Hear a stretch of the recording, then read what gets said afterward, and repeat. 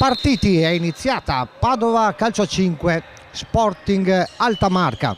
E Crepaldi che viene avanti sulla linea di metà campo, prova il dribbling, non riuscito. Attenzione adesso al pericolo, Finato.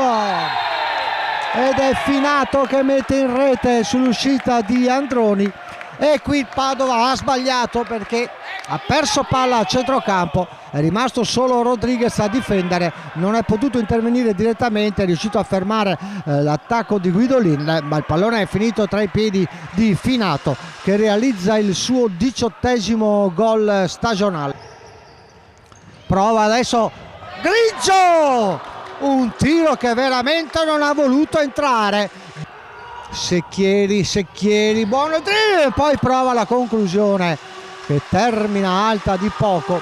Quindi attenzione a questo tiro, e c'è il raddoppio, dello Sporting con Zardo al 22° minuto raddoppia su questa incursione.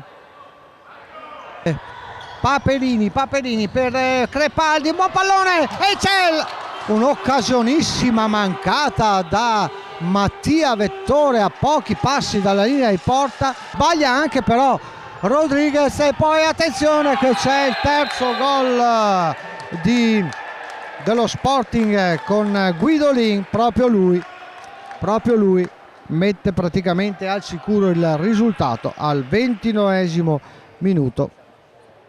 Padova che deve assolutamente recuperare in questo secondo tempo. C'è subito un'occasione per Luca Carraro, poi buon pallone anche qui, Carraro bravissimo nella deviazione, contropiede del Padova con Secchieri e gol, questa volta c'è il gol, Guido Secchieri che riapre la partita.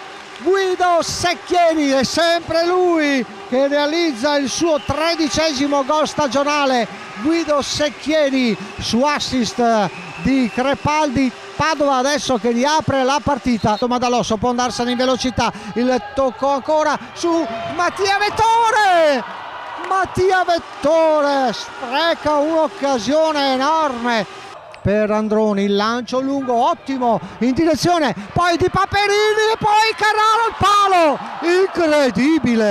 incredibile davvero per Madalosso che potrebbe provare ancora Rodriguez, il tiro e la deviazione ancora di Costantino, non è riuscito a mettere dentro e invece riesce a metterlo dentro adesso. Un grandissimo gol di Alberto Rodriguez, un pallone straordinario spedito di sinistro sotto l'incrocio dei pali.